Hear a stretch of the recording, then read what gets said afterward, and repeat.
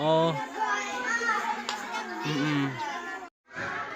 Beginilah suasana belajar mengajar di SD Negeri Cisarua Nagrag, Kecamatan Nagrag, Kabupaten Sukabumi. Dari 4 ruang belajar hanya tersisa 2 ruangan yang bisa digunakan untuk belajar. Itu pun dalam kondisi atap dalam keadaan bocor dan rapuh. Kepala Sekolah SD Babakan Cisarua Nagrag, Kabupaten Sukabumi, Nunung Nurhayati mengakui sejak dirinya bertugas pada bulan April 2022, dari keterangan guru-guru, kerusakan sudah terjadi pada tahun 2015 lalu. Nunung menjelaskan bagian pintu rusak, ruangan kantor dan administrasi lainnya sudah tidak berfungsi, dan jika hujan turun, seluruh siswa harus segera dipulangkan untuk keselamatan mereka. Para guru dan siswa hanya bisa berharap secepatnya ada perbaikan sekolah, mengingat bangunan sekolah rusak bisa tentunya mengancam keselamatan siswa sekolah. Terlebih, pihak sekolah mengajukan adanya perbaikan, bahkan menurut kabar ada realisasi pada bulan April 2022. Namun sudah memasuki pertengahan bulan Mei 2022, tak kunjung ada realisasi.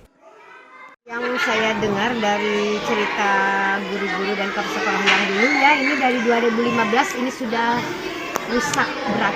Saya baru datang, SK saya 1 April 2022. Dia katanya ini 4 ruangan sama kantor juga sudah rusak berat, yang atas 1 lokal juga sudah ambruk, jadi yang bisa dipakai 2 ruangan saja. Bocor-bocor 2 ruangan.